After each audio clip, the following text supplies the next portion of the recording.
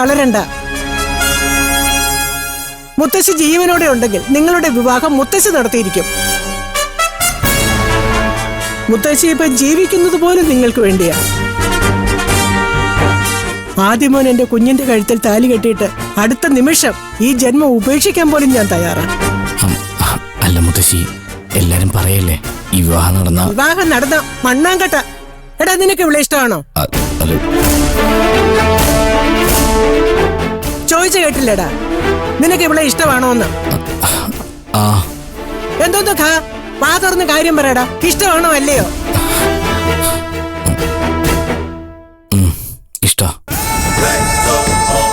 നിനക്കോ?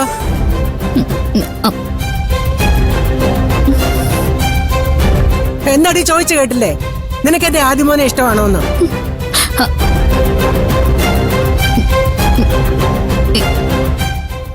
ഇഷ്ട.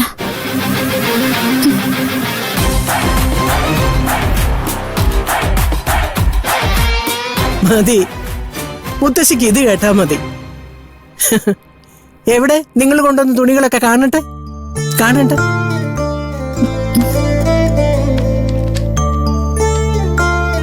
എടുക്ക് കാണട്ടെ.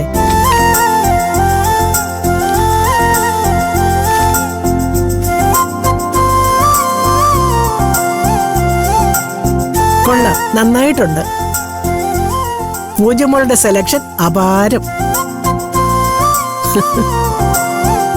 തീർന്നിട്ടില്ല, സെലക്ഷനൊക്കെ ഇനി വരാൻ കിടക്കുന്നതേ ഉള്ളൂ.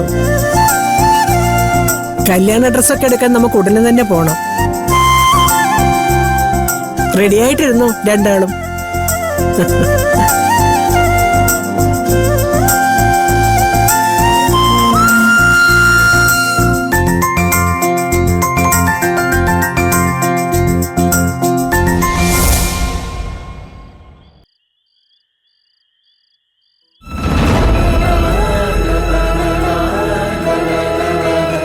സ്നേഹത്തിന്റെ പേരും പറഞ്ഞ് അവനെ കൊല്ലാനാ മുത്തശ്ശിയുടെ ഉദ്ദേശമല്ലേ?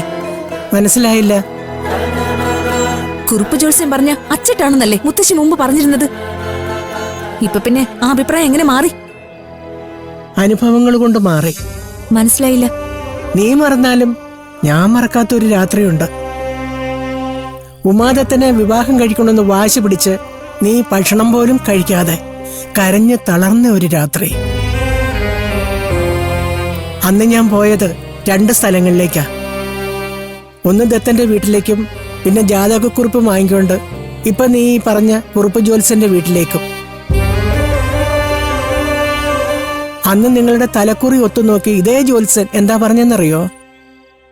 ഈ വിവാഹം ഒരു കാരണവശാലും നടക്കാൻ പാടില്ലെന്ന്.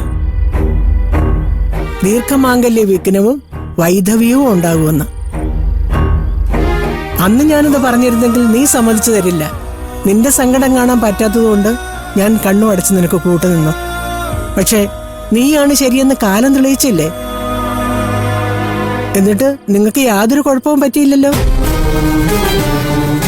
നീയും ദത്തനും ഇപ്പോഴും സുഖമായിട്ട് ജീവിക്കുന്നില്ലേ? പക്ഷെ അതിനുവേണ്ടി ഞാൻ കുറെ കഷ്ടപ്പെട്ടായിരുന്നു. നീ അറിയാതെ ഒരുപാട് അമ്പലങ്ങൾ ഞാൻ കയറിയിറങ്ങി. കഠിനമായ എത്രയോ വ്രതങ്ങൾ നോറ്റു. കഴിച്ച വഴിപാടുകൾക്ക് കയ്യും കണക്കുമില്ല. ആദിമോന്റെ കാര്യത്തിലും എന്റെ തീരുമാനം അതുതന്നെയാ. എന്റെ ജീവൻ സമർപ്പിച്ചിട്ടാണെങ്കിൽ കൂടിയും അവർക്ക് എന്തെങ്കിലും ജാതകദോഷം ഉണ്ടെങ്കിൽ അത് ഞാൻ മാറ്റിയെടുക്കും. നിന്റെ സ്വപ്നം ഞാൻ നടത്തി തന്നതുപോലെ അവന്റെ സ്വപ്നവും എനിക്ക് നടത്തി കൊടുക്കണ്ടേ ആമേ?